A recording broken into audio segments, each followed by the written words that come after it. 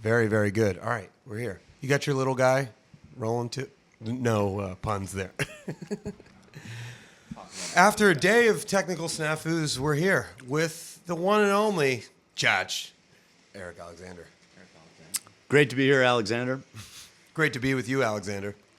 Over to you, Alexander. No. What's up? You are playing at Smalls tonight. No. I am playing at Smalls.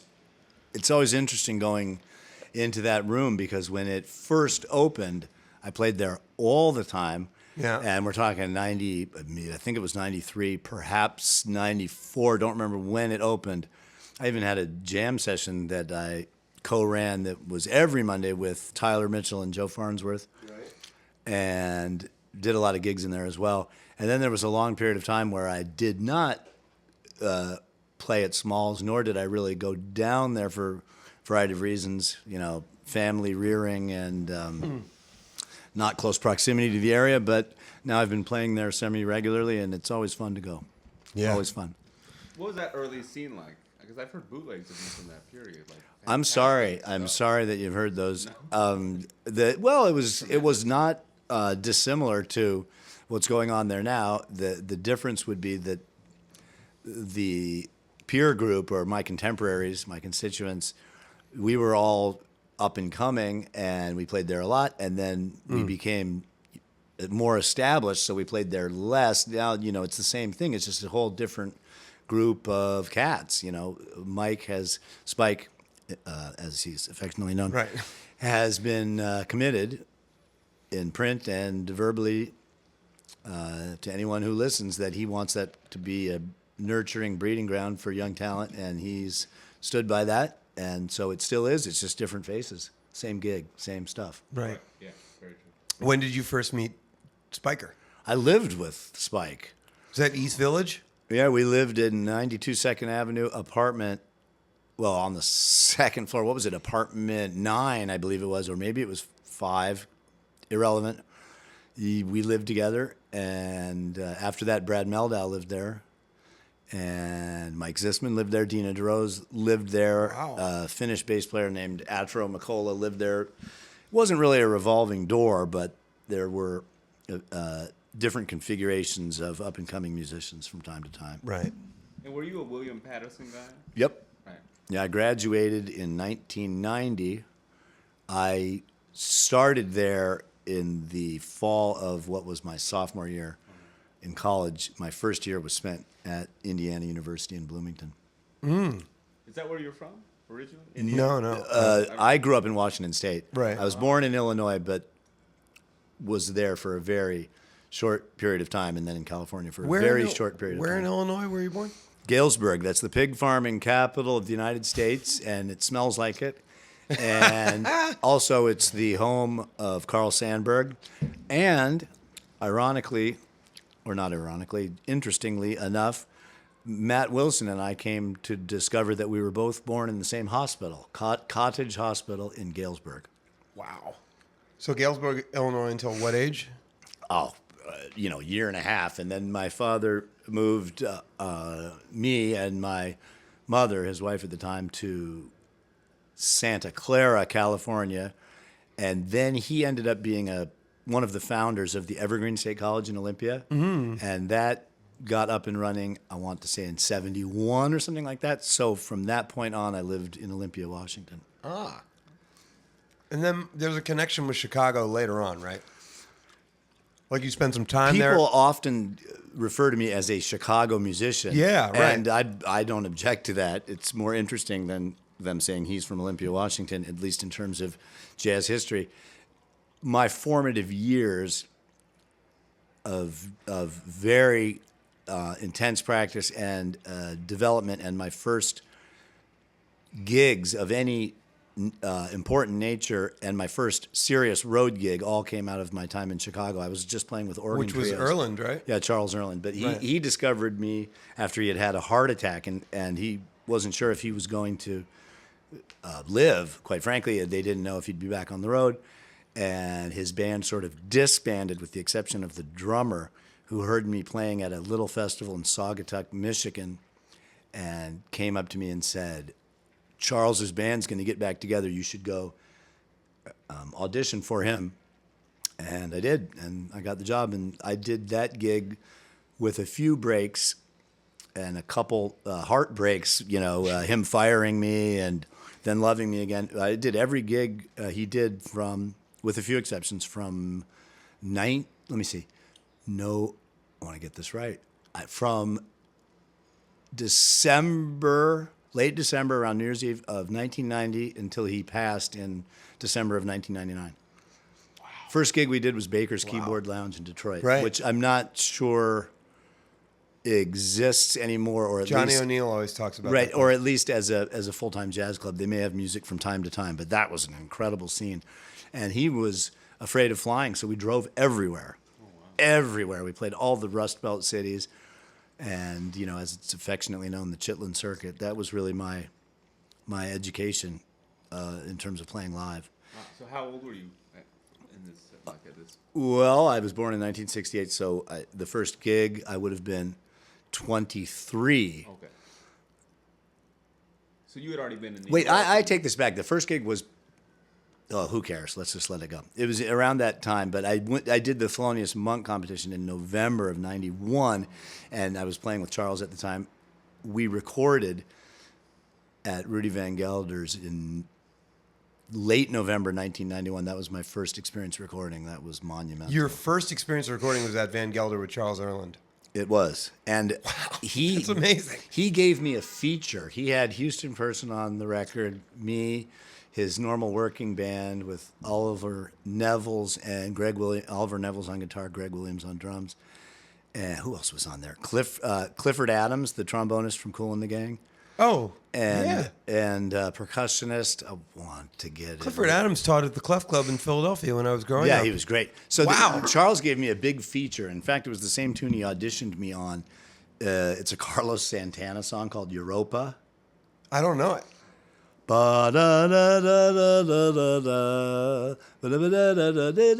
It's the same changes as the A section of Autumn Leaves. Oh, yeah. Exactly the same. But Starting on 4 minor. Yep, like that's that, it. Yeah, that's it. And that track was about 11 minutes long, and I remember Joe Fields, the producer, said, "You got to cut that down. It's way too long." And Charles insisted that it was not cut down. He had me play 2 choruses of the melody, which took forever, and then solo for a long time. And, by the grace of God, that song hit. So I started to get some recognition. They played it all the time on BGO. So much so that I got a chance to record for Delmark Records, which is based out of Chicago. Yep. That was August of 92. And I was just born, Eric. Yeah, well, you know what? And it looks like that, too. I'm old enough to be your grandfather, really, if we go by biological capabilities. Right. That's a good, Let's see. PC way of putting it. Yeah, well, 15. I could almost be your great-grandfather if you're going biological. But anyway, we won't go there.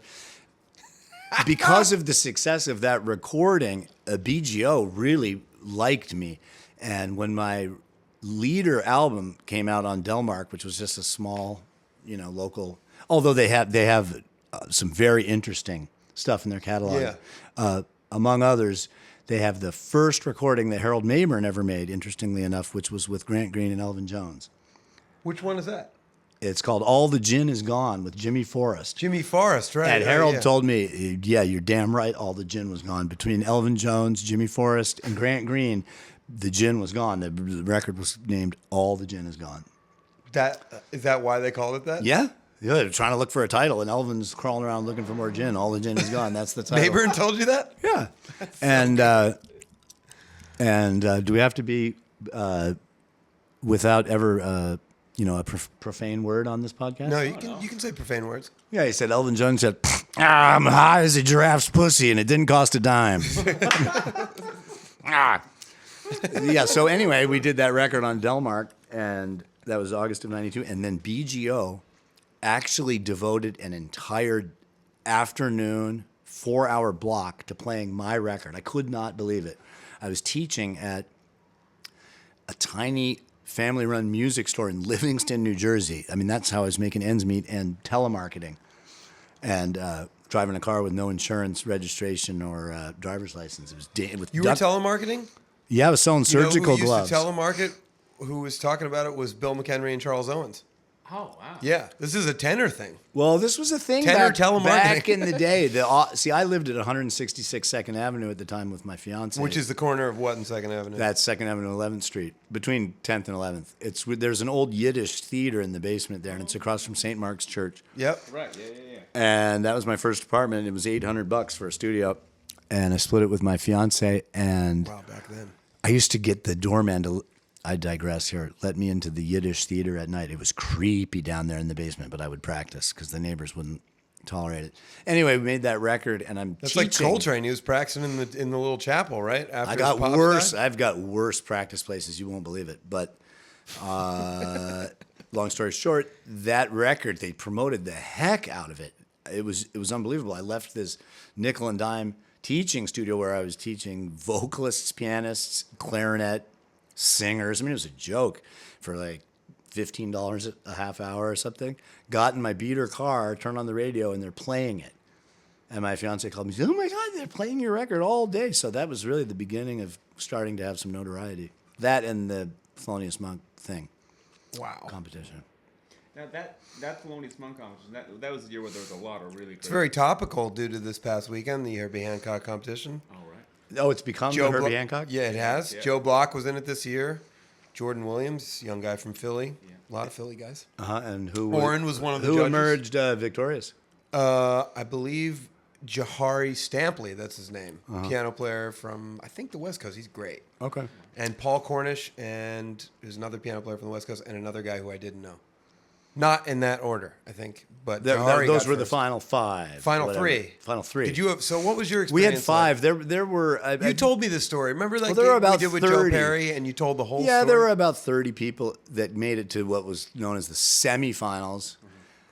I don't know how in the world they accepted my audition tape. I sloughed it off. I took a TDK low-grade cassette tape, 60-minute cassette tape, the red ones. You guys don't remember this stuff. It wasn't the high end, and put it in a little cassette player that had a condenser mic, and just ripped off some tunes in somebody's house in Chicago. Actually, it was George Flutis and Dennis Carroll. We just played trio, and then I sent it off. They let me in. And You recorded it on like a condenser mic on a cassette literally player. like what a lawyer would use It's for like, absolute Yeah.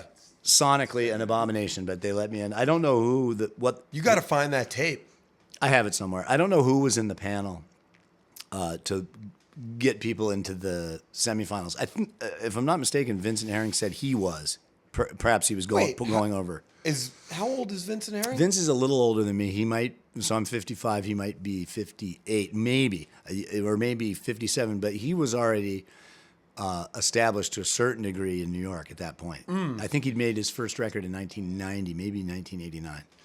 He also was on some Wallace Roney records around that time. Yeah, and he was playing with Arthur Taylor and He was playing with Art Taylor and too? Horace Silver. Yeah, no, he was. See, I used to these are go. a lot of the details we don't get. We don't Yeah, hear about a I lot used of to go this into stuff. Condons and see Condons. Willie Williams and Vince. Willie Williams on tenor and Vince on alto with AT. Yeah, subsequently I got a chance to play with Art Taylor, but he developed pancreatic cancer. He went from full of life drill sergeant getting ready to do gigs with the new band, and I was a member of it, to a 1 week he was weak and could hardly play, and then a week later he was dead. I mean, it went fast. He just wasted away.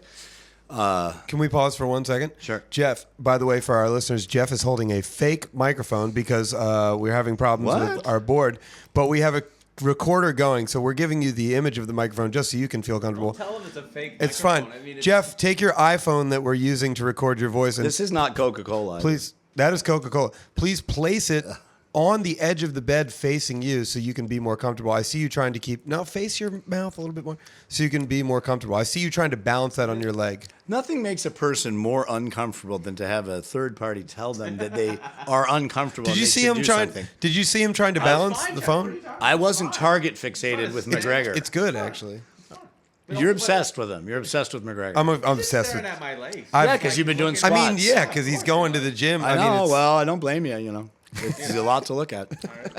Snug little pants. I mean, Yeah, I he's get it. got a- You're he's got a human being vibe. class. you do have some snug pants. What are those, J. Crew? This is from Buck Mason. Buck Mason. That sounds like your first sax teacher up in the mountains in Canada. Buck Mason was a bad dude. Buck Mason, you didn't know about Buck Mason? He played with. You got to enunciate properly, especially if there's a person in the room named Mason when you're talking about Buck those bands. Mason. Okay, wait. So Monk competition. All right, they let you in. Yeah, and I got out there, so there was a really stacked lineup, and I said, "Well, I'm gonna win. That's it, because I'm gonna." Who was in that stack lineup? Well, so many people. I mean, of the people that didn't go past that round, I mean, oh my God, the Russian tenor Igor Butman was in there, and Tom Williams, and Chris Byers was in there, and I mean, everybody played great. Wow, Igor Butman was in there. Yeah, a lot of excellent players. Gosh, I can't think of his name right now. I used to play with Winton. Victor Goins was in there. Huh. But the five people, that for whatever reason did the right thing, that moved on were Andrew Spate, may he rest in peace, and Tim Warfield, myself, Chris Potter, and Josh Redman. And Damn. Yeah. it was. But I So stacked. Yeah. I didn't. I just had it in my mind that I was going to be so laser locked playing changes, Chainsaw. I thought you were just ripping changes and being really what's the right word? To really adhere to the majesty of the jazz tradition, or so I thought, and so I thought that that's what the judges wanted to hear. In retrospect, and I knew it pretty quickly afterwards, that was a mistake, because I could have done something that was a little more, for lack of a better term, modern. I really hate that term, but outside, I hate that term too. Just, not just pure bebop and ballad and blues. That's what I did. And I already had figured out what I would play if I made the finals. But I didn't prepare for the semifinals simply because there was a list of 20 tunes, and they said, we'll call the tune on you, and you have to play it. Wait. So back up. This is much different than the competition of today. I wouldn't know. So where I could be the does this come in grandfather the of all these beginning guys. before all of the what would they call the final round? They have the semifinalists and then the finalists. That was so the people that made it to Washington D.C. were semifinalists, and then How many? 30 of them, you said? something like that, maybe 25. I have the brochure, don't recall, but many more than, let's say it was whittled down into a fifth of what was there at least, and then if you were a finalist, you got to prepare your own program, and it was Richard Wines, Kenny Washington, and Peter Washington, and they would know in advance what you intended to play, and then you'd go out there and do your thing. Was anybody bringing charts of originals? No. Well, I can't say for sure, but I believe everyone. Did you have to play a Monk tune? Oh yeah, but not in the finals. On the tape, right? On the tape and in the semifinals, and maybe But not in the final. You didn't have to play monk tunes in the final. No, and in the semifinals. So when You the did. 30 people showed they up. made. I had to. Right, everyone had to play. They I would remember call a Oren monk telling me tune. that, yeah. But in Not the for finals, this year, for but, when he was in it. Joshua played. I can't. What did he play? Second balcony. He played Evidence. So he covered a monk tune, and I don't remember what he played other than that. I played End of the Love Affair, Bigfoot, and Dedicated to You. So I didn't play. Great tune selection. I didn't play a monk tune. Maybe that was bad. But anyway, when I finished, I was the second to last person to play. I got a tremendous response. I was like, whoa. And I had purchased this double-breasted Italian suit with all the money I saved from working. Wait, was Seamus in this too, by the way? Sorry. No, that was years later. He did Okay. it. And I don't know how he got himself into that one, because he'd already been recording. See, think we that were not they- allowed to have recorded. So James Carter couldn't do it, for instance, and other people I like think that year that Seamus was in and won it, they opened up the age bracket. So I think like anyone could go in. Like I think. But I don't think the age bracket's still open. I think. No. Yeah, I I think, I it think- was just like one weird I'm year too where they're old just now. Like anyone could. Yeah, do well, it. I remember And then Seamus all saying, those guys "Well, showed up. Dad, I'll just go ahead and do it. Who cares?" I mean, even though he was like 35 or something. Why not? And he pulverized. So He and- indeed did pulverize it. So I think there was a cutoff of maybe I don't know what it was, 26 or 27 when I was there. Don't recall. I think it's like third. I think like it's like kids. It's supposed to be kids. Whatever. We were all young whippersnappers. How old were you, by the way? I was 23, barely 23. And I kind of had my stuff together from time to time, but I didn't have a lot of consistency. But I played very well. I played as well as I could. It was just very straight ahead. I had a good sound, though, and the audience was super receptive. So I was thinking, I got this.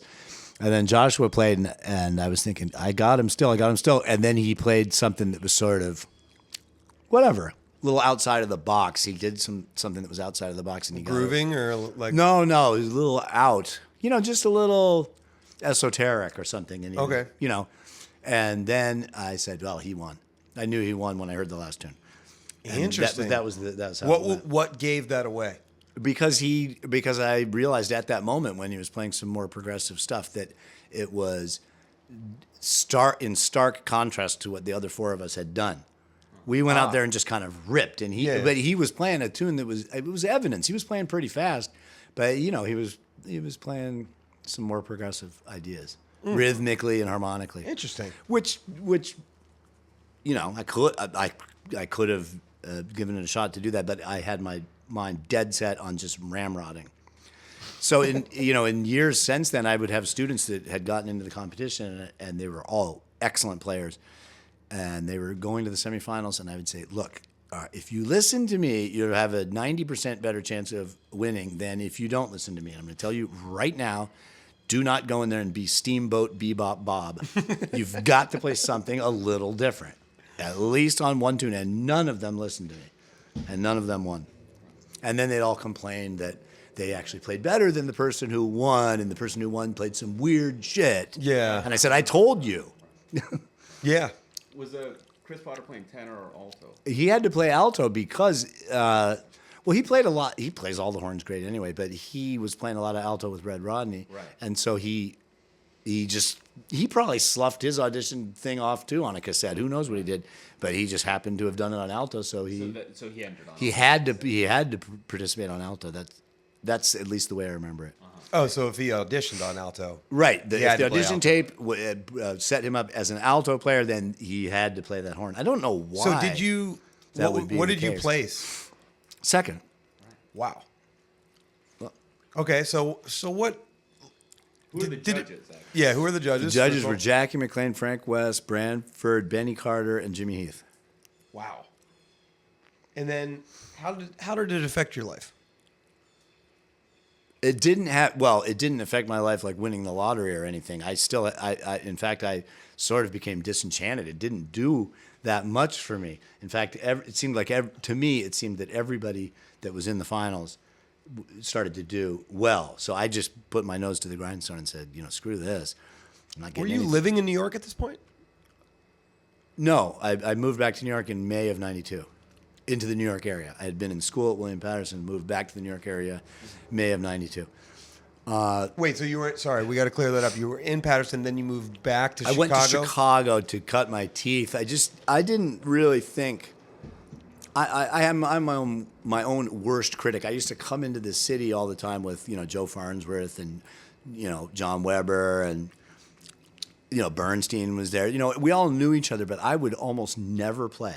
I felt totally overmatched. I would just drive people around and watch. I just didn't feel that I was ready.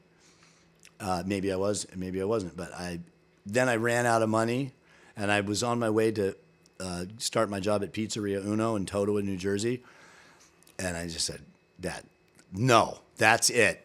I'm getting out of here. Fuck it. And so I packed up my car and drove to Chicago because my mother lived there, and I figured if worse came to worse, I could rely on her. But I never did. I just moved in with some friends. Almost died on the way. There was a huge snowstorm, and I had to stop on Route 80 somewhere on the border of Ohio and Indiana. There were no hotels, and I pulled at a rest stop and piled all of my belongings on top of myself, ran the engine until I couldn't take it anymore to get heat, and passed out. And I woke up like the abominable snowman, with icicles coming out of my head. That was fun. Wow. It was good Wow. times. It's epic. It's an epic story, man. And then I started working for American Heritage Magazine as a secretary. What's American Heritage? Yeah, what's Magazine? American Heritage? Right Do we now. want to know? Yeah, well, it's I guess it's a conservative publication and talks about American heritage, but that's not uniquely the domain of conservatives. It's This is also very true. for liberals. Very true. And nor is it a political party. Could even be American Heritage Magazine. Could be for the Native Americans. Could be. Right. Could be. I don't really recall. No one ever came to the office. So what I would do is You just Eric at a desk. I would just sit there all day and Run Coltrane changes No, in I your had head? I couldn't have the horn. Yeah, in my head, I had a cassette recorder. I never transcribed very many solos anyway after college, and I never did that much to begin with. Wait, we should stop on that because I'm sure there's a lot of people wanting to know about I did that. some. You did some.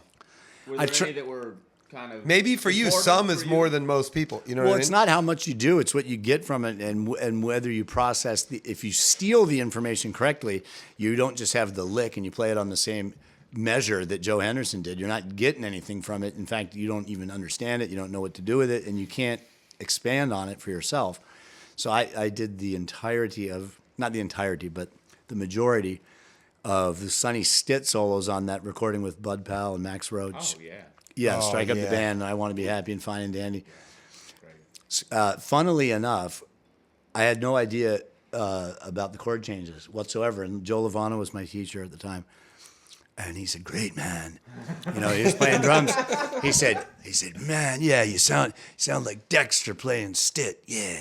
He said, "Now take a solo in the vein of Stitt.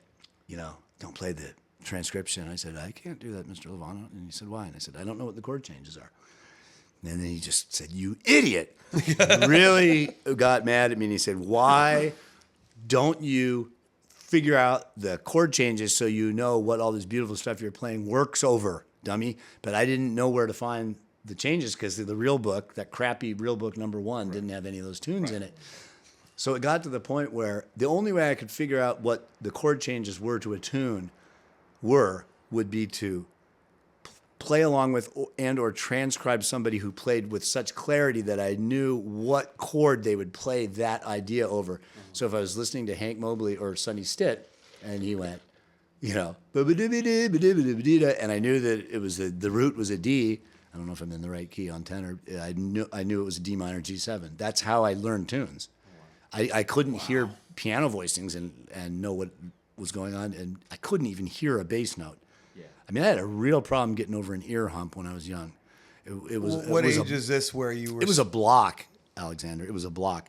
And I get students sometimes that say, "I'm toned down." Yeah. You know, or they say they have no rhythm. Now that one, I say maybe you should think about something else because you can't really help people if they don't have no rhythm. It's at really all. hard to help people that have bad time. That is really- God-given. Not gift. saying I have great time, just saying, you know. You have great time, man, and just saying that's a hard one. Now, the ear thing, a lot of it Thanks, has man. to do with it's true, is letting go and piecemealing it together because not unlike a little snowball rolling down a mountainside, pretty soon it's big, it's an avalanche. The tidbits of information that you start to identify come faster and faster, and it's one of these learning curves that speeds up as you go. It doesn't slow down. Playing well or improving your presentation as a musician, as you get better, it gets harder, right, Jeff? I mean, you know, to get better, like what do you want to get better at? I mean, you're already playing the horn well, and your ears are good, and you got good enough technique. It gets to the point where you have to eliminate things instead of adding things most of the time. You start saying, "I just can't stand that I'm playing that, and I'm going to try to stop it." And that sometimes can make you play like crap for like a month because every time your muscle memory and your ear impulse to do this thing that comes really naturally pops into your head, then you have to edit yourself, and you can really have a meltdown with that. Yeah.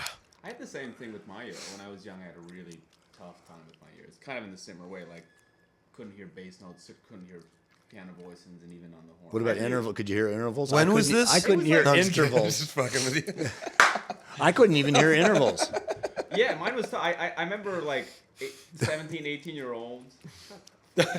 Come on, no, he takes shots at me usually. That's rare for me to fire one. It's okay. Whatever you need to feel good about yourself. I mean, you're in a little chair. You know, you're staring at my legs. Keep it clean, fellas. It's fine. No. This is Eric. You're stepping into the dojo. You're allowed to take shots. It's okay. Really? Yeah, it's Yeah. completely. It's Just- supposed to be comedic. Podcasts are supposed to be informative, yet comedic, in my opinion. It's what the hashtags we put on. Yeah, exactly. Well, let me tell you something. Along those lines, when I'm joking, everyone thinks I'm serious, and when I'm serious, everyone thinks I'm joking. So I'm going to be serious. I kick everybody's ass, and you're laughing. Okay, see, there you go. Yeah, but we don't know.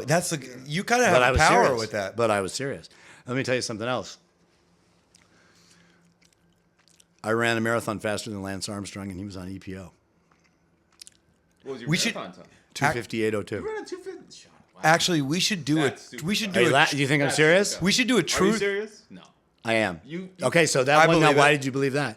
We should do a look it up. truth or false with Eric because it's the same. You have the same expression. That's a fast marathon. All right. That was the only race I Eric, ever give ran. us a true or false about Eric Alexander's life. What, you're going to ask me a true or false? You know, you're Oh, gonna. I'll ask, say true or false? Yeah, and you have to say it in the same thing. Okay. True or false?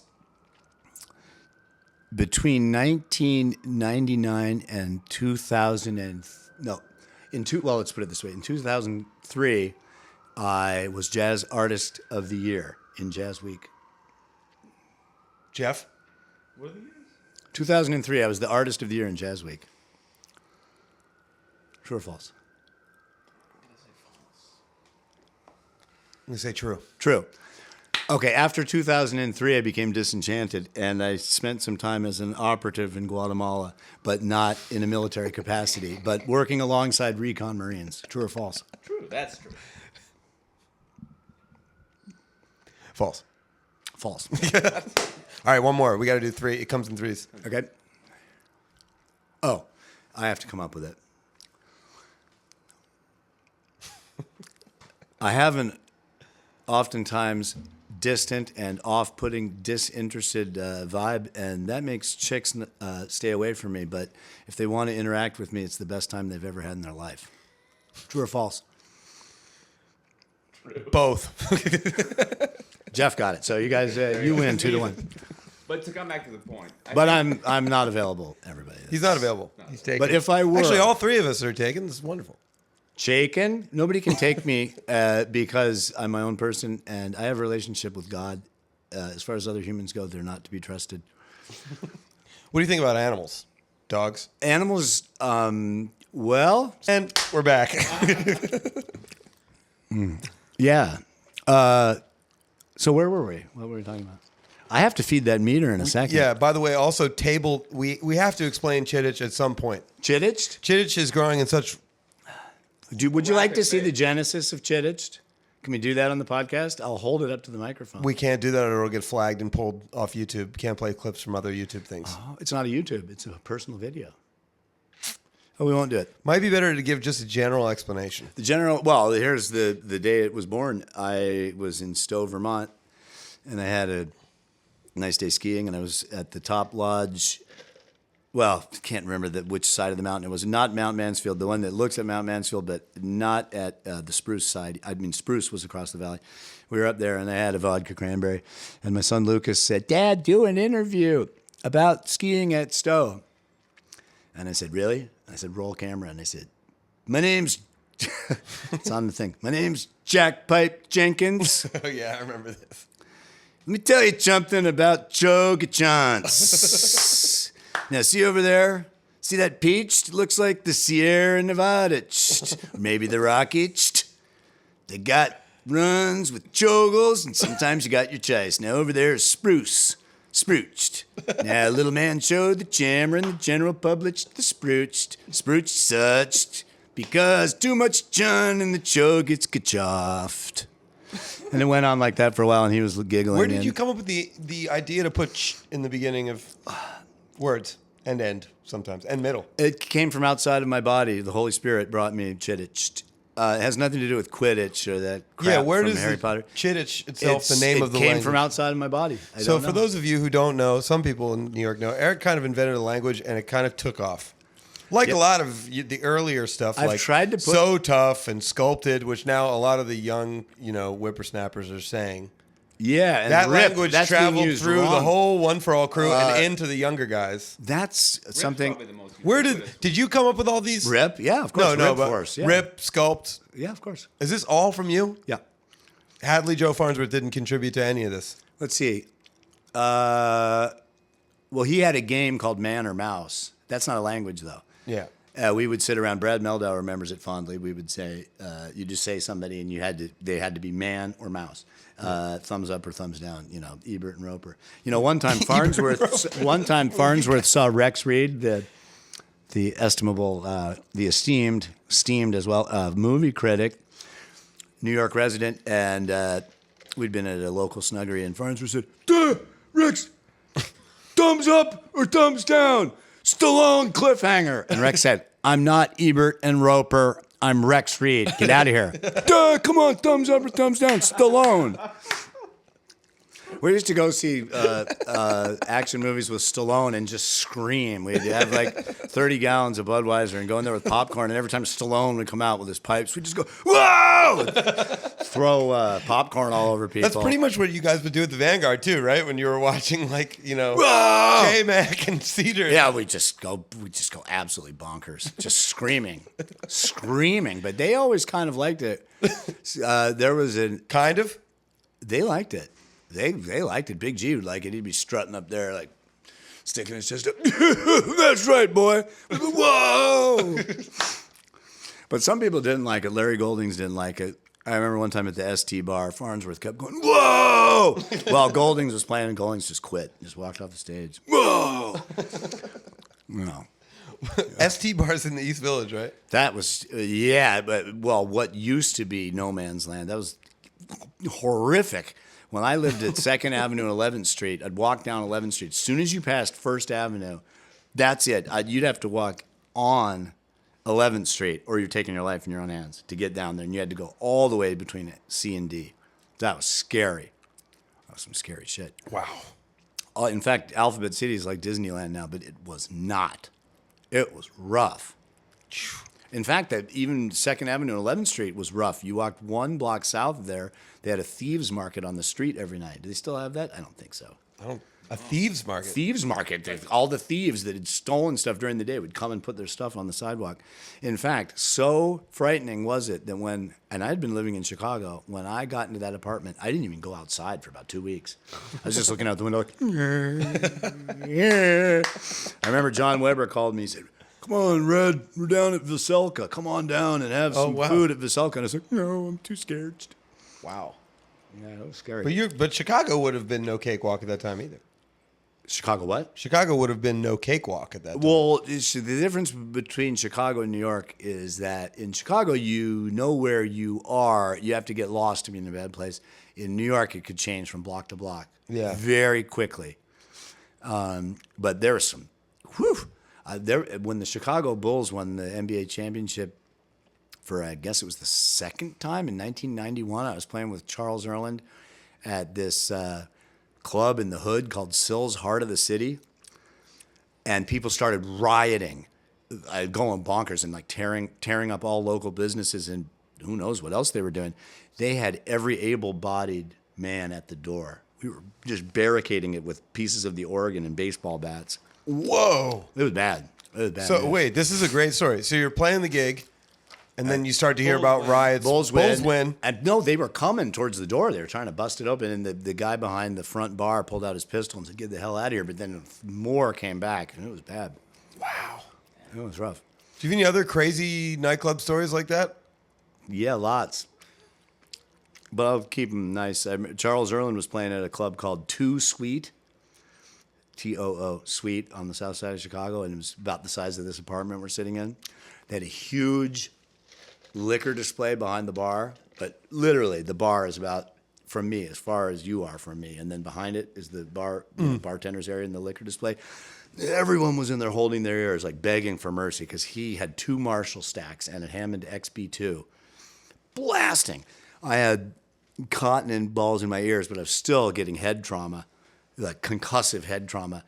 And people were saying, "It's too loud." And he's like, "No, I'll make it louder." And he's blasting, and the liquor bottles started exploding. Oh, you said? Yeah, they did. It was like the Ella Fitzgerald Live or Memorex. Oh, yeah. That Remember that? Was that a commercial? Yeah, is it Live or Memorex? There's a guy sitting there, and Ella's singing a high note, "Woo!" and the bottles blow up. Wow. You got to watch the Sammy Davis That's Suntory insane. whiskey. You were playing a gig, Yeah, the and bottles he were was blown up. blasting. So he was blasting probably a brand new Hammond electric organ. It was the to XB2. simulate going through a Marshall Marshalls, stack, two of them. and he was shattering. Shattered liquor bottles, not beer, not glasses, liquor bottles. Yeah, I was concussed. We would do a gig, once every week or week and a half, and it would take me 5 days to recover. I would have tinnitus, not permanent, but thank goodness. But Like ooh, or the high one. no. Oh, that one. Yeah.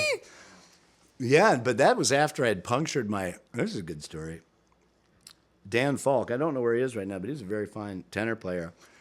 He recorded for Criss Cross back in the 90s, but he showed up at William Patterson, and everyone thought he was great. And so then Farnsworth said, "You got to kick his ass." At the Casa Montego, there was this Jamaican bar down in the hood where we would play. I was like, "I can't do it. I'm really sick. I think I have pneumonia." And he's like, "No, you just got to get a 12-pack and rip." So I went down there to defeat him, and I got so sick, I developed pneumonia, but I didn't know that I had developed pneumonia at the moment. My ears were clogging up, and I went back to the dorms, and I tried to use one of those plungers to dislodge wax or whatever I thought it was, and I punctured my eardrum. Oh. The right one. Yeah, that was good times. Oh my God. All right, I got to feed the meter. You got to feed your meter, right? We'll take a little pause and come back. I'm going to sprint. This is. Thank you, lady. Yeah. 1, 2, 3. 1, 2, 3. There we go. All right, and we're back. Eric had to feed the meter. We're back on site here at the pod. Where were we? What were we chatting about? Gig stories or Oh yeah, the liquor Charles bottles Erland one where the exploding. bottles were Yeah. exploding. just for 5 days. Was that in Chicago? That was. Yeah, enough about that. How many little clubs were there around in Chicago around that time? Oh, there were quite a few, and there still are, but it's different now. It's different. A lot of the venues in Chicago are akin to sort of club datey, supper clubby vibes. Just a few authentic jazz rooms, of course, the Showcase and Andy's, and a few others. Back then, there still were a number of viable clubs on the South Side and the West Side, which was where I played all the time.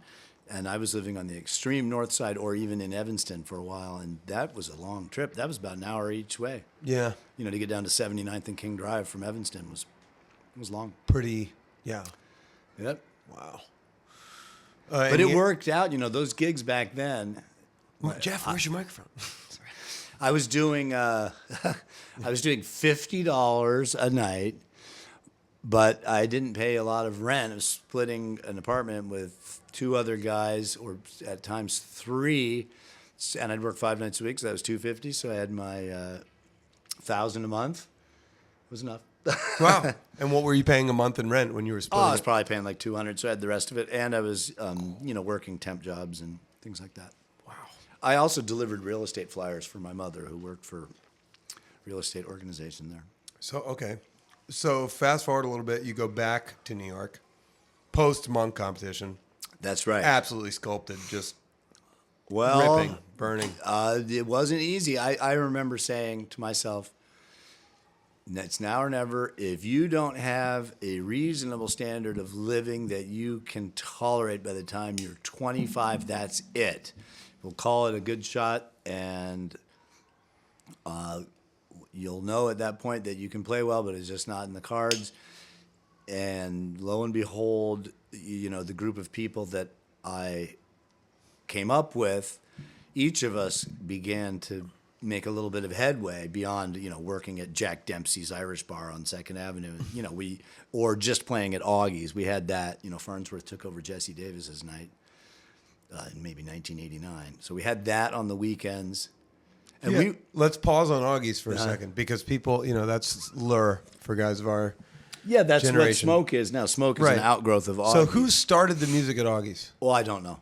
But It was going when you got here. yeah, no, it had Okay. been going. I don't know who started it, but Peter Bernstein played there a lot, and Farnsworth, Jesse Davis, different people. We would play with very established, legendary guys and give them a guarantee. So we would have John Orr and Harold Mayburn and Cecil Payne or Junior Cook. I sort of missed the Junior Cook time because I was still in Chicago. In fact, I believe he passed shortly after I returned, so I didn't really get to play with Junior. he was frighteningly good. Frighteningly good. I mean, of course, Junior Cook. So much so, Jeff, this will surprise you. You know that I always play metal auto links on tenor.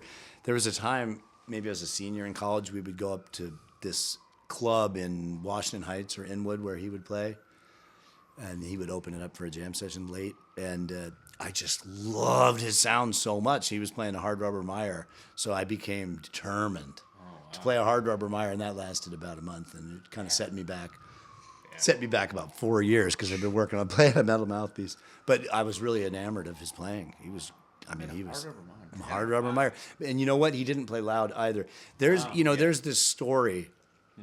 I think it's a little exaggerated. Everyone says that Joe Henderson just comes out of junior.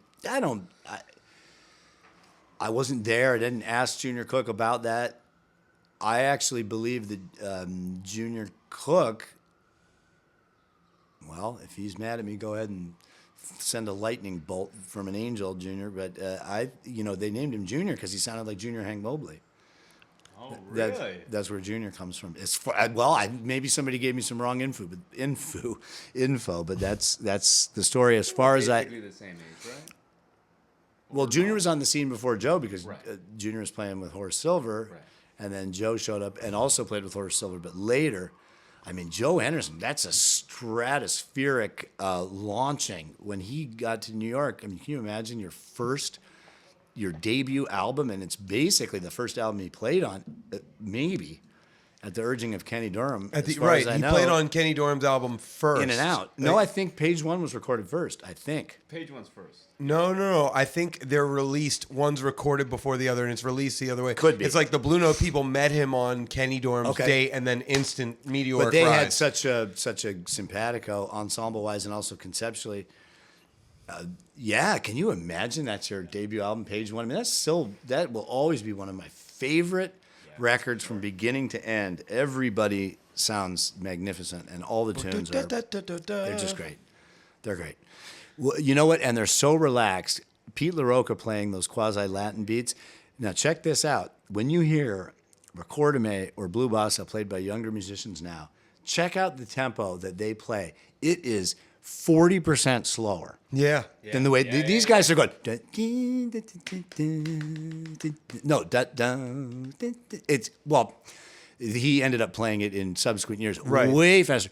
But Blue Bossa and Ricordame are faster than you think. Quite frankly, I find that to be the case with a lot of classic Blue Note tunes because those musicians were able to achieve a lot of get up and go and forward motion without sounding like spazzes.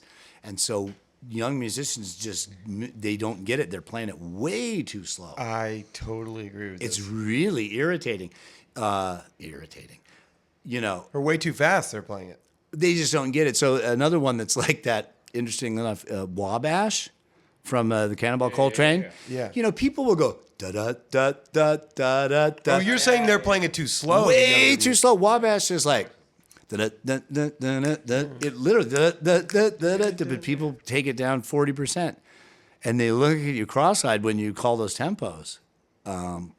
Just something to ponder. I don't know. But don't you feel there's also some of the opposite of that, right? People play some tunes. They'll take like Inner Urge and they'll burn it, and you're like, Whoa. whoa. Yeah, that's kind of silly. Other ones that are too fast. Janine, that's not supposed to be that fast. The whole vibe is that. You know, that's the vibe. You get too fast, you lose the hook. There are other tunes like that too that are just done too fast.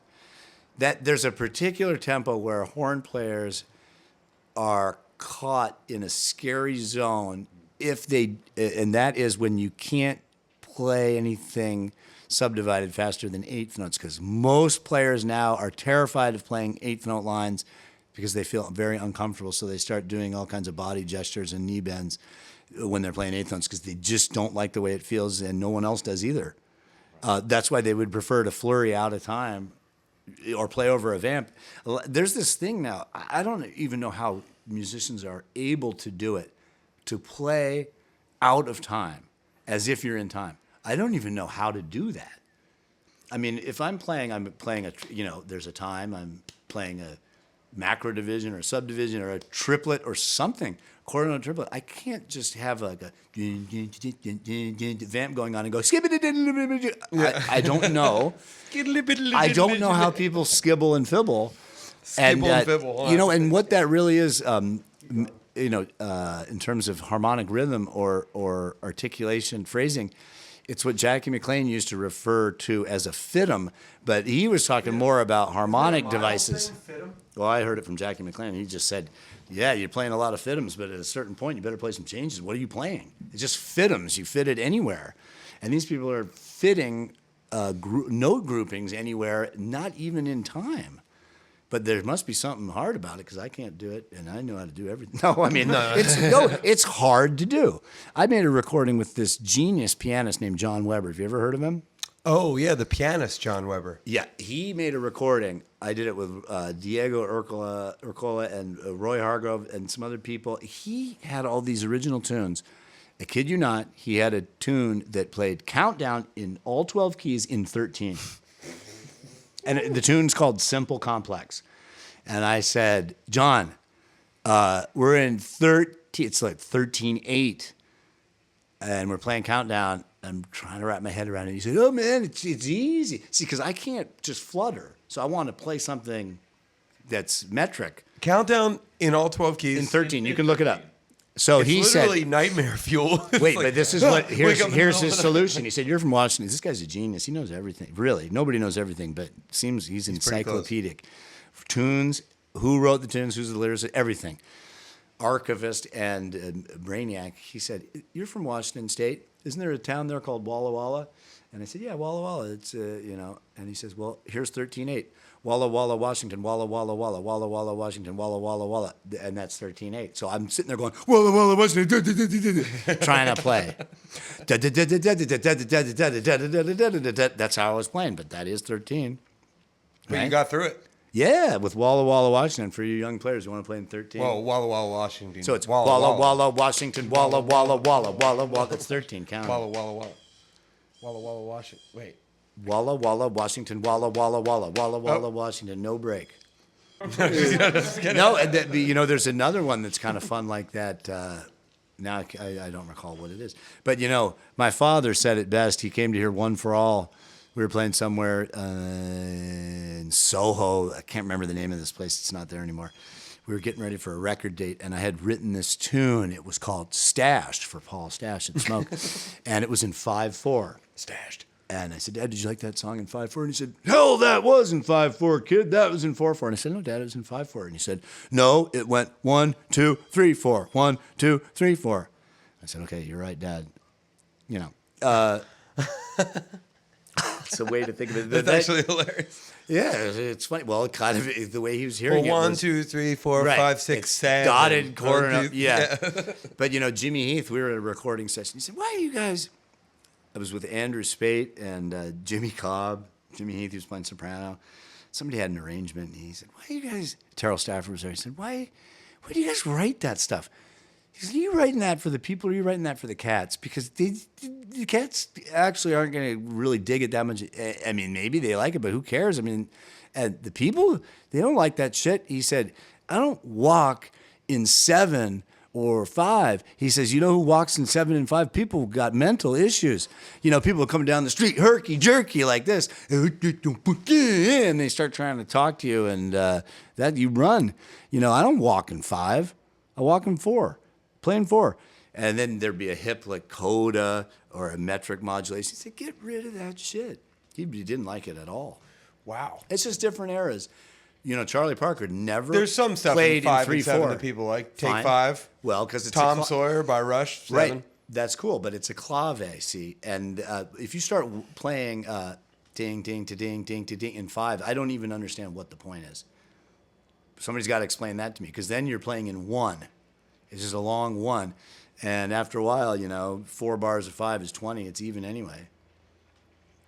That's pretty advanced. Well, you know, the hip thing is to add up to an even number with 2 odd number groupings. Now I like that. Now that's some that Arthur Taylor stuff. Yeah. 1, 2, 3, 4, 5, 6, 7. 1, 2, 3, 4, 5. 1, 2, 3, 4, 5, 6, 7. 1, 2, 3, 4, 5. But there's no break. So by the way, does that lick come from Big George? No, Where does that lick come from? from me. Well, Really? Big George. Well, no, I'm not going to take full credit for that. Do you know Jay Collins, the tenor player? You ever seen him? Yes. So he was experimenting with playing some fourth stuff. He was really into Eddie Harris, and I was listening to him, and I realized that he would just be moving around the cycle of fifths, gaining. Like if each note were to be the root of a chord, he's going. Which way is that going? Is it going clockwise or counter? On the circle of fifths? It's going clockwise, right? Right? So you go C, G. Is that the way it goes? Yeah, whatever. The circle of fifths, yeah. Right. So and you can achieve that movement from C to G either going down a fourth or up a fifth. And if you go all the way around, you have a 12-tone row. So I messed around with that a lot. I still do. That's a safety measure for me. If I'm playing and somebody does something and the audience goes, whoa, then I just launch scubba-dubba-dubba, and then, there's a certain limited value to that if you're trying to be a house rocker, which House rocker. house rocking has some value. You want the people to be enthusiastic, but that's also playing at a certain point. You're playing down to people, and we have this assumption that a lot of people feel badly if they don't get thunderous applause after every solo, so they're seeking that. But it's akin to the class clown in 5th grade. The class clown got a lot of screaming and yelling out of his classmates, and he got sent to detention. But after school, nobody wanted to talk to him. So the way you react to a buffoon is by making a lot of noise, but watch it. People might not actually dig you that much. In fact, they might leave and say, that guy's fucking nuts. What the hell was he doing? But they egg it on. Maybe it's not because they like it. You got to watch out with people's vocal reactions to what you're doing. Yeah. Can't seek that out. In fact, sometimes people are so stunned by something great that they don't do anything. They're actually frozen. Think about Sonny Rollins at the Vanguard. There's a smattering of applause after these solos that are monumental, biblical chapters of musicianship. And Coltrane, too. Yeah. They're playing. Well, you don't think that's just lack of audience? Probably a mix of both. Well, I don't know what it indicates necessarily, but if the audience response indicates the greatness of the solo, that disproves that rule. The rule... I got you. You're saying even on the tracks and recordings where that you can hear that the room is full, the applause is very polite. It just as depends. opposed to the actual what it deserves, which is let's put it that this changed way. the course of history. Let's put it this way. My soprano's not out, but sometimes I test the audience. I'll play as well as I can, and I'll feel like I played well, and I'm pleased with what it was, and I know it wasn't so esoteric they didn't get it, and nobody does anything. So then the next solo, I'll just go, hee-me-yaw, and everyone goes, whoa! So you might as well just go get Bubbles the Chimp and put on a mouthpiece on a horn, and everybody will go, whoa! So that would go viral. Well, how do you think that relates to our Bubbles the current Chimp? day and age? No, the problem with Bubbles the Chimp is that he will eat your face. Do you remember the woman in... Isn't that true? It is. Do you remember the woman in Connecticut that had a chimp? I think it wasn't... No, Bubbles was Michael Jackson's chimp. There was a woman that had a pet chimp. And her friend came over and the chimp ate her face. Yeah, the chimp, it was like she had the chimp for years, and I think she came over and maybe had a gift with a friend. There was some sort of exchange, if I'm remembering this correctly, some sort of exchange of something, and the chimp got pissed and literally ripped the woman apart. No, ate her face. She had her face reconstructed, but ate her face. The only thing was, it was sort of like whatever. Chimps are strong.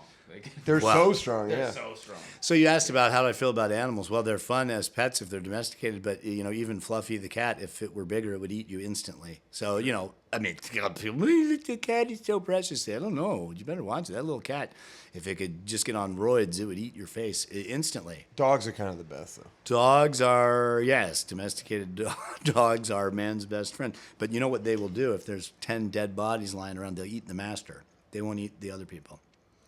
They love you so much they'll eat you. Really? Oh, that's a fact. But that doesn't mean they're not good pets. They are. They're great. Wow. But they are animals after all. It's true. But humans can act like that. Who's that guy in South Beach, Miami, on the causeway that was with the snorting bath bath salts, salts. and then he found He this ate his guy. buddy. He ate his buddy's face. Yeah, because the guy was unconscious on the side of the road because he'd had a minor accident or something, and he just ate him. How does that relate to the jazz industry today, Eric? Everybody is looking for wounded people and eating their face to promote themselves, and yeah. It's really this podcast in a nutshell. Yeah, I mean, that's pretty much. But that's not different from life in general. The attention span now has been shrinking for decades. People really can't actually read liner notes anymore. Nor do they even have records. They can't even listen to a song. They can't finish a Thing in song. their hand to read. Right, they can't finish a song. They don't really know how to read with critical thinking. If they read something, they adopt it as their truth. They don't read things and have a discussion with what's on paper.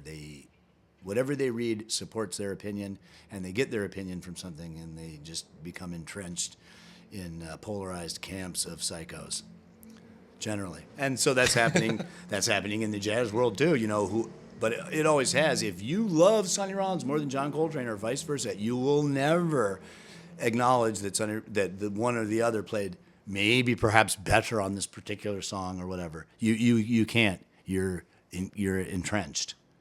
Right? Yeah, I mean, who's Everyone does tougher?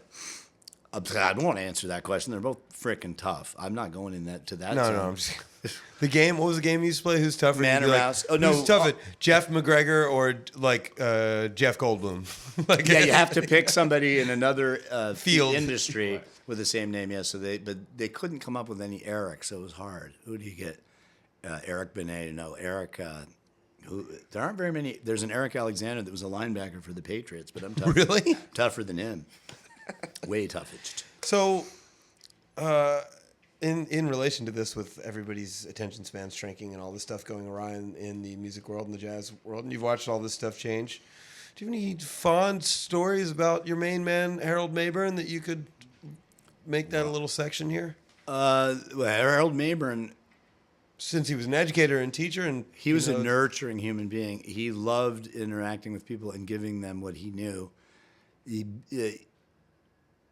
He also was very inflexible to a certain degree.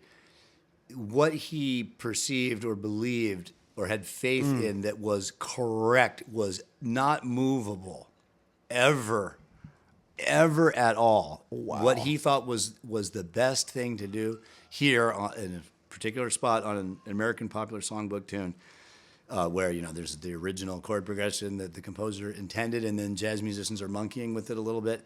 Whatever he had settled on was it. And quite frankly, he was 99.99%. I mean, to me, of course, this is all opinion. Subjective, At yeah. the end, it's subjective. It's not objective. But he was always right.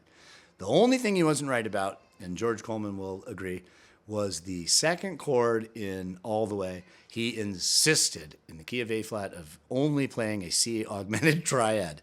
Da da da da da da da da da. He wouldn't play G F diminished to C or anything. He just wouldn't budge, and George would get mad. I don't know why he won't stop playing that. Hey, play a 2-chord. No, he wouldn't. But by and large, everything I learned from that man is I actually really gold. like that. I'm hearing it in my head, and It's okay. it's a strong movement. Yeah, he Going liked- to 6 minor, right? Uh-huh. Going to 2 dominant sharp 11. That's right. Tonight. So Play all yeah, but Harold Mayburn was all about tunes, not original tunes. I mean, he didn't mind them, and he had original tunes, but tunes, because he was determined to be as creative as possible with familiar material, and he thought that was the litmus test of a good musician. He would often say, "Oh yeah, these people that say I don't want to play that tune because it's boring." He'd say, "No, motherfucker, you're boring. You can't figure out how to play that tune that people adore in a way that appeals to you, so you can you can be on stage without your hand in your pocket or with a sourpuss face because you don't want to play, a certain tune." And he was right. There are always ways. The first and easiest way to make a tune that is detestable to yourself, if there is such a tune, is to do it in a at a different tempo or with a different groove. Now that's not hard to do. So he would play Bewitched, Bothered, and Bewildered in 6/8, or he would play.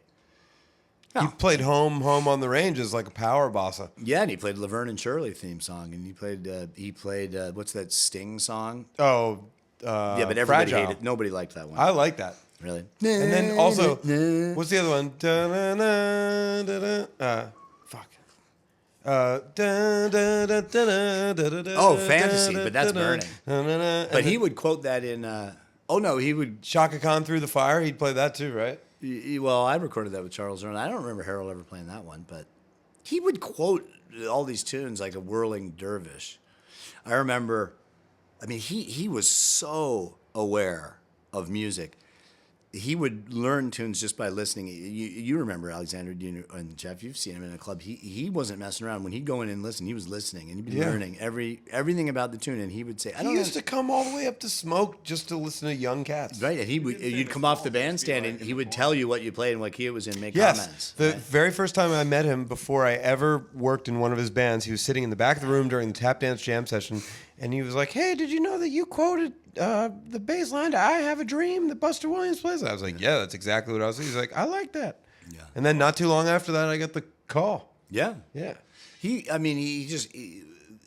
is from the school. The thing that he loved in musicians the most was musicians that you don't have to babysit. He could not stand charts. He wrote me a chart once on he would write There it. Before the Great Right. Stuff. He had to because it was his original. He loved Dwayne Burno for that very reason that we're talking about. Though Burno would learn every tune before the gig that the person he was going to play with had written or was fond of, and he would even know the solos and stuff like the horn solos. He was really, really thorough. Yeah. Really, really and he mostly did it just listening. Yeah, so Harold, he would say, "I don't understand what's wrong with cats. They don't know that. They don't know that. How many times have they heard it?" And for him, that's a code violation. He'd say either you figure it out by listening, which you should be able to, or if it was really rough, you better go home and learn it. Yeah. If you hear something that you didn't know, a standard tune, especially that you don't know it, you better go home. Tonight, you could get me on that one that you recorded of Ronnie Scott's where you had the dude singing. Still? Yeah. Oh, yeah, I might do it. I know. I better write out Still before we leave here. Yeah. Lady. I'd also love to hear you talk about George Coleman and like how you got to know him. Well, And that was through Harold. So you met Harold first at Willie P, right? Yeah, Harold was my first class, if I'm not mistaken. First combo instructor, and that was the first class I had. And Harold took a shine to me. I don't know what the hell I was doing, but he liked me. I think he liked me mostly because he could see how intent I was to process what he was talking about. A lot of the students were, not really paying attention. Even back then? Really? Wow. Well, That seems crazy. Well, how young people, when they don't know something, they like to say that they don't like it. That's one of the first things. Or they like to say, "Oh, I know," but they don't. Yeah. And it goes so far as, you'll say, "Hey, do you know such and such a tune?" And they'll say, "Yeah, I can get through it. Yeah, I pretty much know it." That means you don't know it. Yeah, it means you don't know it, You right? do not know a tune unless you could teach it to a band. If you can't tell people what the bass note is, what the chord quality is, and what the melody is, you don't know it. And there are lots of tunes I don't know by that litmus test. Lots, and I need to learn them. Like some of those Monk tunes and stuff. Oh, man. Now, but I was just talking about that. But see, that I'm not going to prioritize that. I'm just not. I'll tell you what tune that I always, and I'm going to say this on the podcast, and I dare anybody to try to vex me on it. I always screw up Lush Life. But I will know it after I just put it I always down. screw up the first "Live is only da da da da da da da." Right here. Everything. I'm like, is it Yeah. E or D? Because then the next one is the other one. Yeah, it's tricky. And there are some But then melody. once we go to A flat major, I'm kind of cool. Could only be a bore a week in Paris. Right. Then I'm cool. But that first one, I'm always second. Well, what guessing about the myself. very end? Those tunes like be Nobody plays the same thing there. right, and people don't even play the I melody. just play the same melody way. in the bass. Actually, People don't even play the melody the same way after the intro, right? Yeah. Da, da, da, na. Right here, people play a variety of things, and Round Midnight's like that too. There's so much. Really? Stuff. Yeah, don't you think? I think around midnight you can kind of show up and call around midnight and it won't be a Whoa, I don't know about that. really. Well, Intro. that's All the parts too.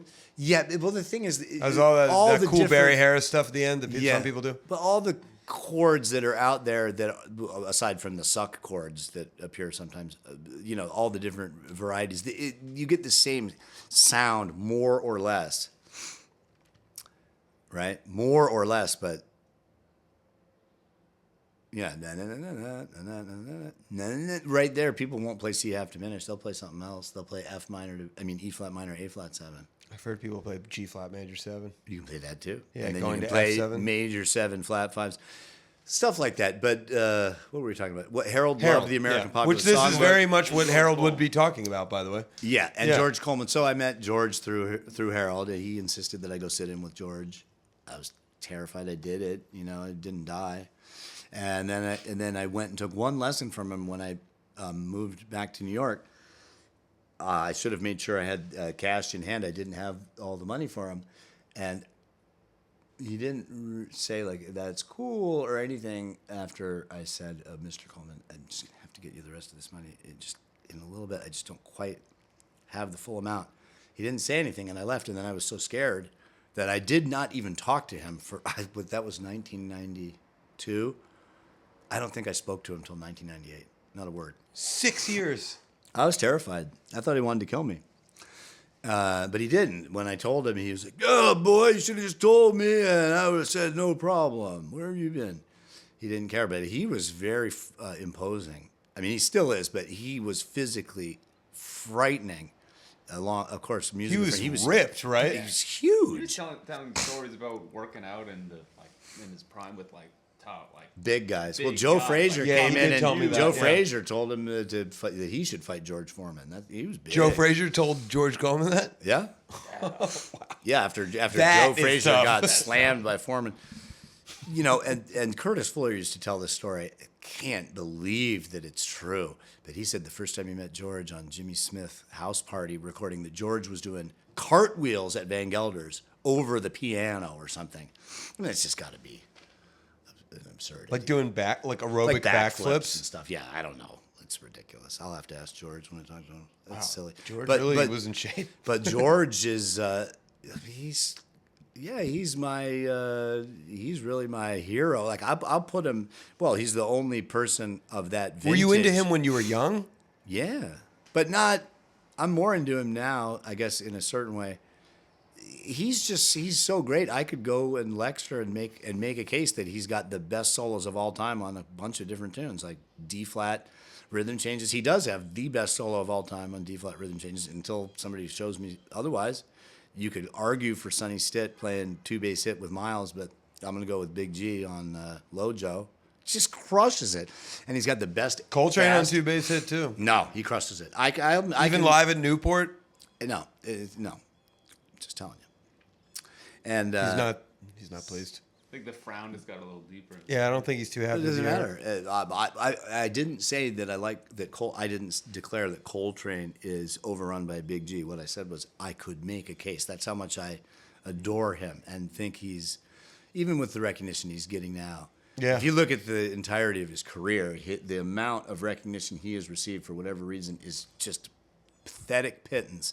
It's akin to Eddie Harris and Clifford Jordan. But George is in a league of his own. Yeah. He's just smoking. He is now an NEA Jazz Master, right? He is.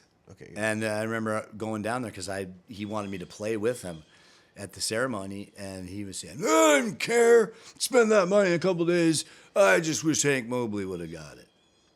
That was his exact line. Wow. And Yeah. also Harold. Harold never got it.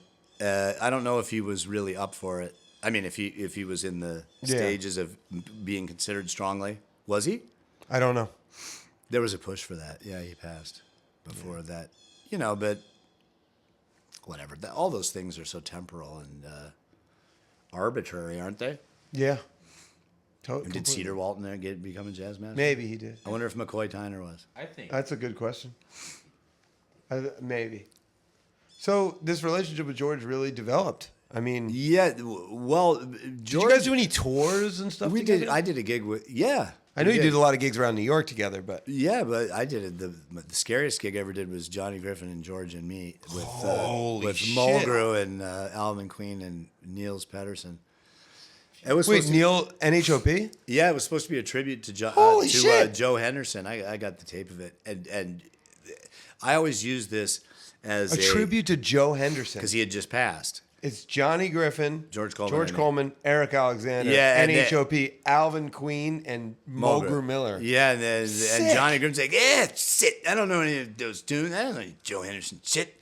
And George's like, me neither. Eric, write out some stuff. Because the thing is, there's this idea now that everyone has to know what Chris Potter recorded or Josh. Did you know that song that Josh recorded? So I always go back to these guys. They're contemporaries. They weren't sitting around trying to lunch up on Joe Henderson's shit. They were playing at the same time, and all three of them, Joe Henderson, influenced by Stan Getz, classical teachers, and his own stuff. Yeah. And Hank Mobley, really, quite frankly. And people say Junior Cook, don't know. And George isn't even influenced by anybody except Bird. That's it. Sonny State, too. Not really. B.B. King. No, not really. No, I mean, George Coleman just, you ask him, he'll just say he loves Bird. And the great vocalist, right? Learns his standards, and he just plays. I don't know what to say. But there wasn't such a thing about chasing ghosts with those guys or chasing your contemporaries. They just didn't, they didn't know the other tunes. In fact, George said, yeah, I never heard the Coltrane Quartet. And Weber said, why? Right. And he said, I knew what they were doing. But Right. he's living in New York. He never went to see him. Yeah, I knew what they were doing, right. But he's not saying that as, I don't know. He's just in his own quadrant. What are some big musical lessons you've learned from Big G? Obviously, there's hundreds, if not thousands. But what's a couple like star points? Just That general. ballads are the funnest thing to play because they can grow and return. People that insist that a ballad always has to stay as a ballad for 10 minutes, it's silly. Some of the most exciting moments when he's playing is how he'll take a ballad and play beautifully, and then it grows into this something else, and then he brings it back. And just the idea of trying things. He's not afraid to try anything ever. He says, shoot for the stars. You might hit the moon, but it's better than swimming around in a sewer like everybody else. And the value of keys, playing through different keys. There's this idea that it's nothing. Why try to challenge everybody? Well, Chopin wrote ballades and etudes in 12 keys. I mean, all reputable classical musicians explored all the keys, not to be scary, but because they have different sounds and they bring different things out. And if you're going to try to play, at least as a soloist, in 12 keys comfortably, you have to start thinking of numbers. You can't be doing it any other way. And most tunes like that, there's no time to be a pure ear player. So and that's another thing George was very serious about, was that you have a brain and a body and you don't want to turn off anything. Because, if you're playing an instrument, just because you can hear, but the chord changes, G sharp minor 7, C sharp 7. If your neurotransmitters don't fire to your fingers and they can't find those intervals because you're not accustomed to the key, you have no chance. Just because you can hear something doesn't mean you can play it. So he's always talking about thinking, playing in other keys to get comfortable. Yeah, like the actual execution. In other because keys. there's nothing inherently more difficult about playing in any key per se. And in the old days, but decades ago, the two favorite blues keys were G and D flat. Big band tenor players love blues in D flat because you got all the honk notes, especially on tenor. You get that fifth on the very bottom, and you got all those false fingerings on the middle C, which is the 6th scale degree. So Lester Young shit. Wow. Yeah. So I learned about playing stuff in other keys, and really not from him, but by listening to him about how to put a higher harmonic shelf on stuff that it's nothing new under the sun. There is nothing new under the sun, but thinking about the highest extensions of the chords and getting to them vis-a-vis a pianistic concept, seeing the voicings of a piano and having that be your template as a horn soloist, as opposed to running stuff always in seconds or minor thirds. Most horn players don't get past the idea of C7 flat 9. They're just going to play an E diminished seventh up on top and resolve it. Or maybe they'll throw a sharp 9 up there. But, George he's thinking about all the triads in the double diminished that could be moved around and ways to link them chromatically. It's just a very high-level harmonic concept. In fact, I'm very fond of saying that, and I believe it to my bones, unless somebody can prove it wrong, that George and Frank Foster concurrently added this particular type of shelf, which is pianistic sensibility on the saxophone, to saxophone playing at a particular time. It's sort of the early 60s, because Coltrane did not do that. He did not. Please elaborate on this. This is fascinating. Well, he composed tunes as exercises when he was at Orloff, like Naima and After the Rain, because they have triadic superimposition in the right When he was hand. at Orloff.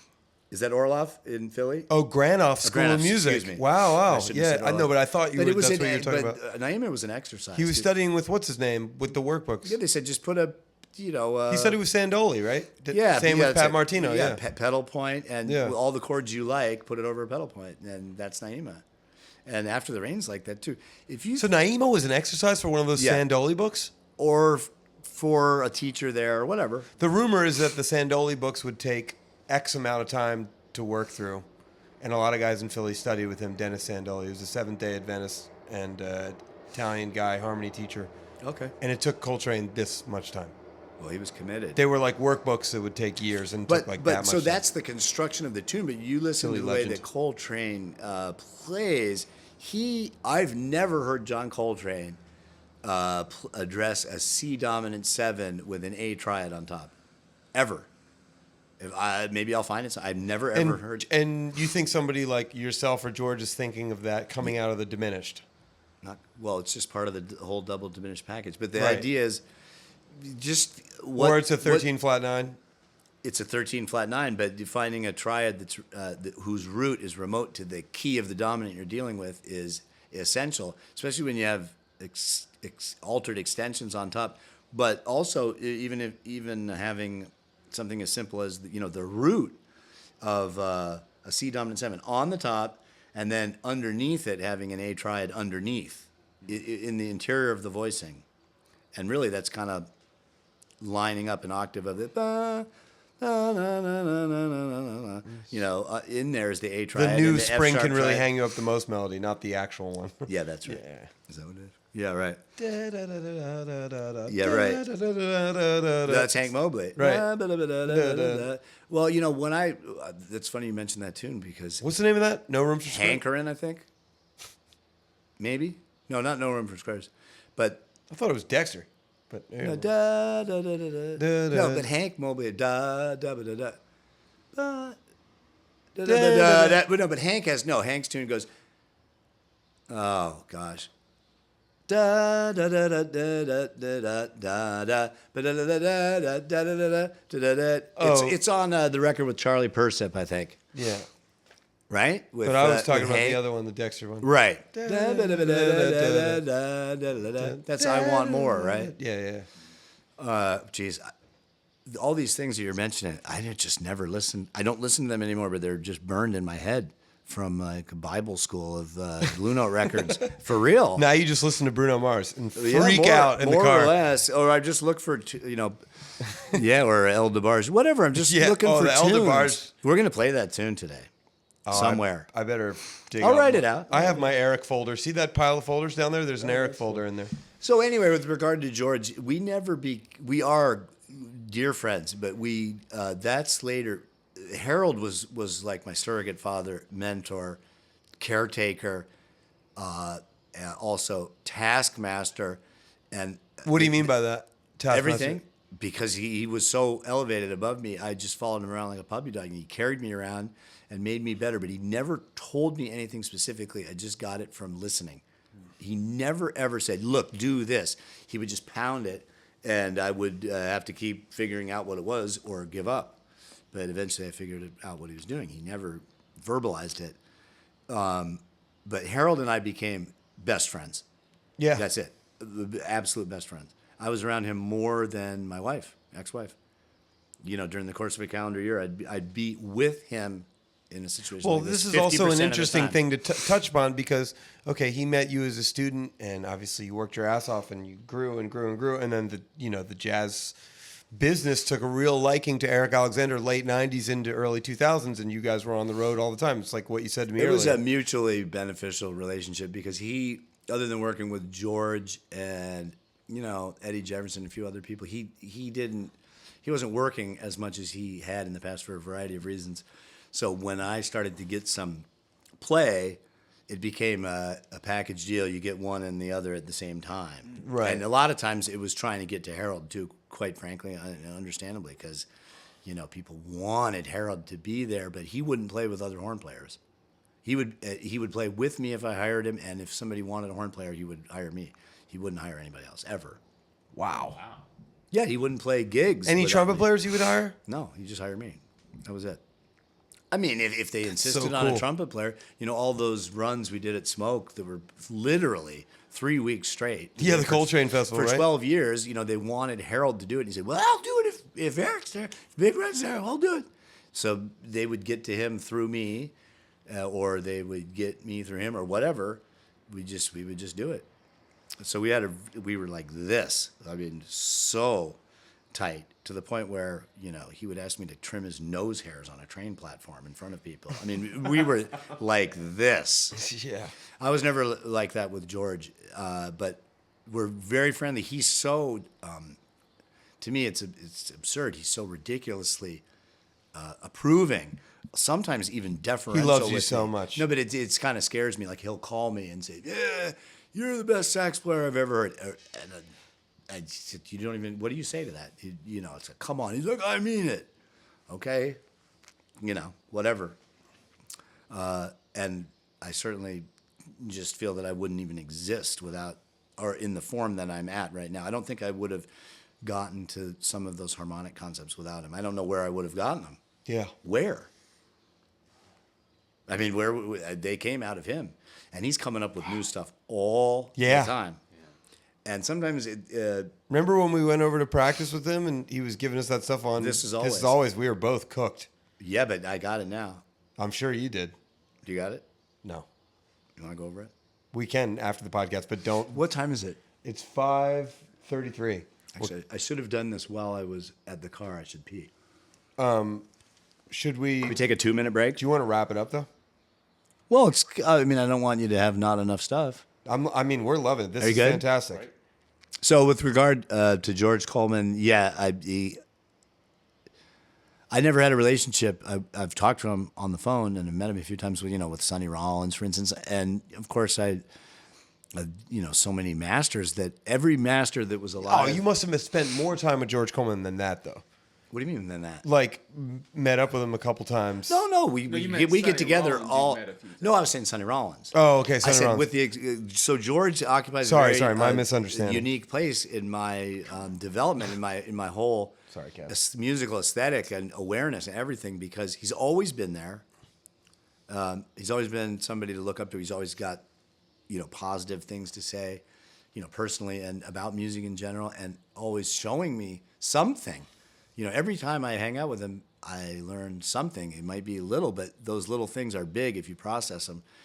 And I haven't had that relationship with any master musician other than him. He's the most giving of information of anybody I've met. I never had that with, Jimmy Heath. And it's not a criticism, but I just didn't. Jimmy Heath, Frank West, Jackie McLean. I mean, we were friendly, but there's none of that going on. Right, it's not right. like come over and have a steak and let's talk about 251s. So I mean, you great. can forget about What's that. better than that? Nothing. Literally nothing's better No, than that. he's giving so much. Let's go to Keen's and talk about You Stepped Out of a Dream in A flat. I think yeah, right. Remember that? Yep.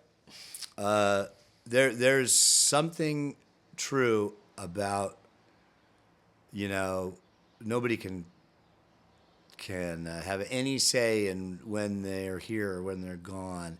Sometimes people, there's just more coming out of him. I mean, he's really just elevated. He's sharing so much information.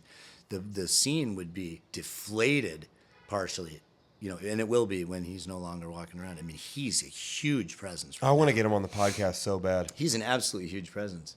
He's playing all the time. All the time. And he's being really nice to good young horn players. Yeah. There's young horn players who can't get arrested. Like people aren't nice to them anywhere. And he's like, "You sound pretty good. Yeah, Come on up he's here." It's like, so- wow, that is so fucking great. Yeah, and he's just giving and giving and giving and giving. And Harold was like that too. Absolutely. But Harold wasn't nuts and bolts like that. George is nuts and bolts. Right. I mean, for an autodidactic musician, he learned on his own, really. He never had a teacher. Right, that's kind of what he said. Well, he had to learn everything in the guitar keys when he was playing with BB, right? And that kind of... Whatever. Or no, wait, didn't he say he showed up to play with BB and they were like, "You sure you're going to be cool in these keys?" And he's like, "I got all my keys." Well, he told me that Sonny Stitt tried to rough him up in Chicago, and Sonny Stitt and Mal Waldron, he said they didn't do that anymore because he had their ass. And he said he could trick them, too. He once they pulled that on him, he pulled it on them. And he told me, I don't know if you'd want me to say this, because he loves Sonny Stitt, of course, but he said you could get Sonny Stitt because he knew what he knew, but he didn't know what he didn't know, and you could get him. If you sprung something on him in a different key, he'd have a problem. If it wasn't something he knew, he'd beat people up, slash them up when he was running the show. Now, was there anybody that George was like Scared of? No. He's not scared at all. He Well, just definitely says, not I guess you could say I'm kind of cocky, but I know what I can do. I know my 2.5s. I got a good ear. When I'm not arthritic or whatever, I can get around the horn. I'm not scared of anybody. What's there to be scared of? I mean, I try to feel that way too. I mean, I don't really care who's going to play. What are they going to do to me? Because I'm not going to play like them anyway, and my playing's good enough. The only way you're gonna fuck with me is if you force me into a situation that is just so far removed from anything I've ever thought about. Yeah, I'm gonna sound like shit. But if you're gonna do that, send me to Bangladesh and have me play in a quarter tone band with the 17/16 rhythm. Yeah, I'm gonna go down. I'm gonna go down. I'll have to learn. I'll have to learn how to do fiddums. But if somebody wants to play something fast with Eric's going down. No, but seriously, if somebody wants to, play something fast or play changes, I'm fine. I don't have any problem. And if somebody plays better than me, I like it because then I want to play better. But it's not. It's George and Harold. Here's the final comment. The thing that they instilled in me, that is sort of it's kind of disappearing, this idea of competition without animosity. And Harold used to always say, don't get mad, get even. Why would you get mad if somebody does something better than you? You should appreciate it. And and sometimes somebody does something better than you and it's not really your cup of tea. So you just say, well, that's not me. I'm not even that's really not my thing. I'm not really that interested, but you should be able to at the same time say, that's a motherfucker.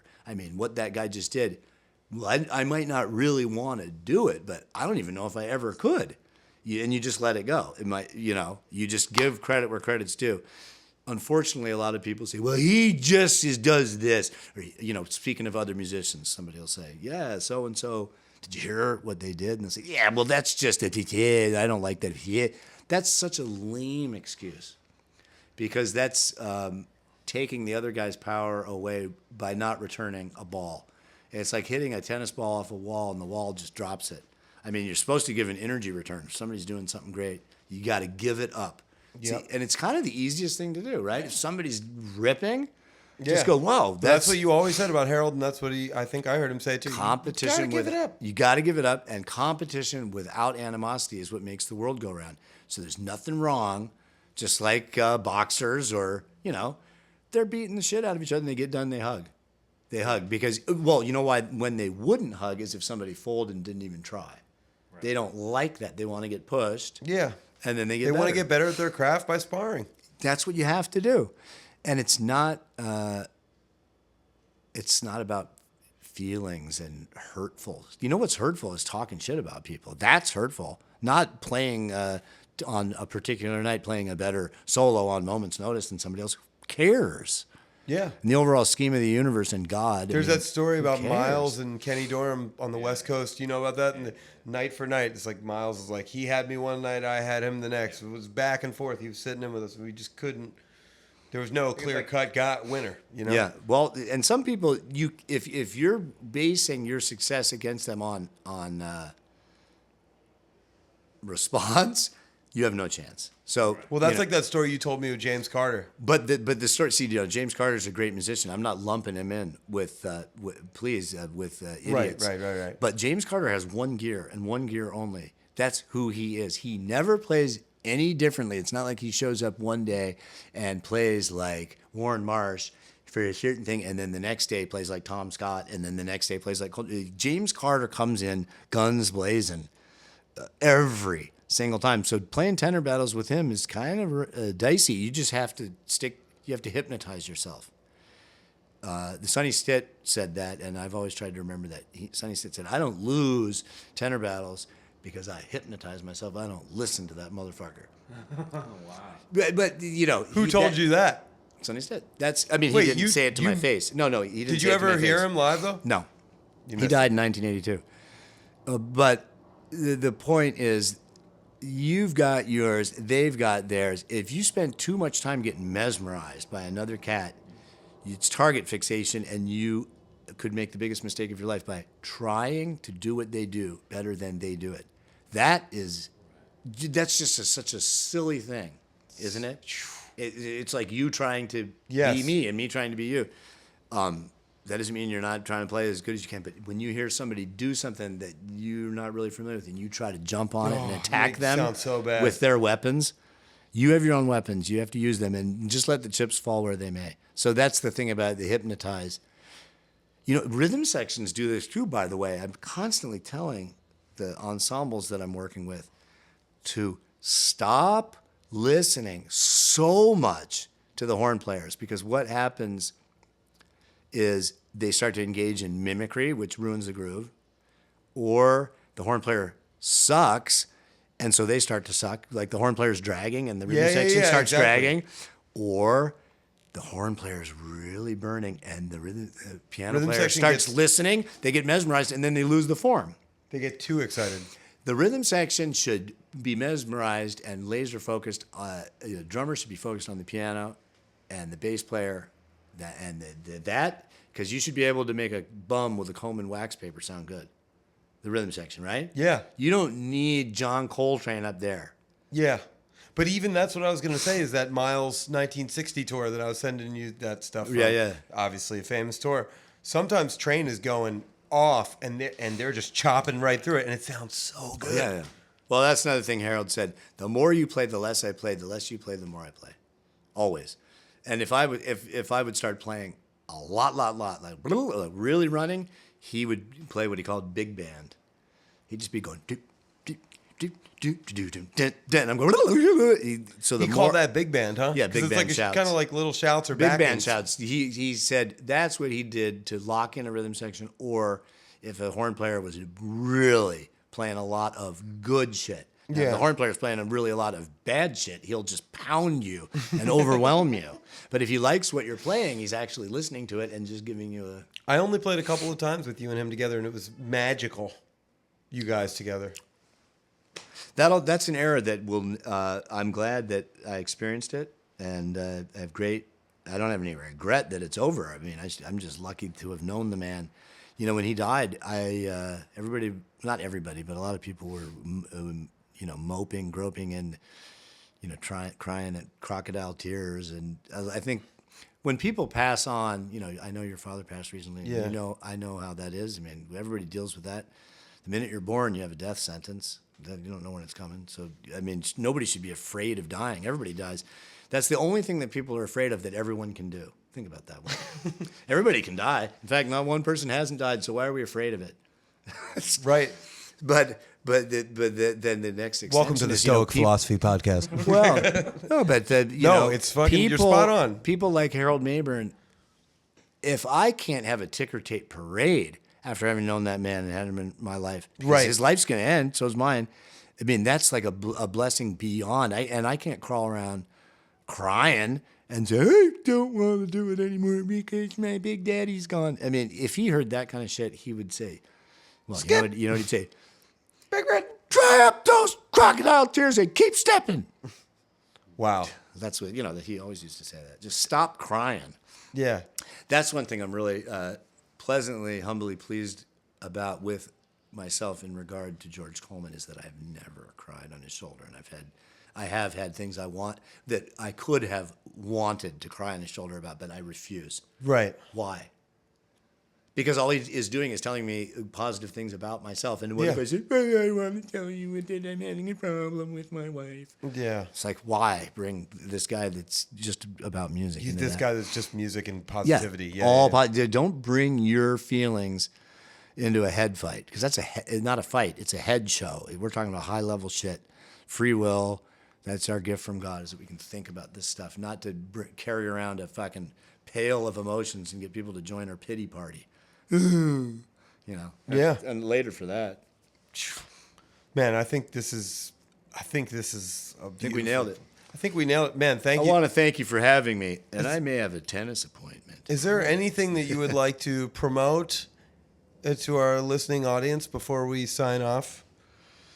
Well, I don't know who this podcast is going to reach, but I'm going to be selling. YouTubers, podcast. Yeah, I'm going to be selling. Depressed I am. young men. Yes. Hey, look, let me tell you something.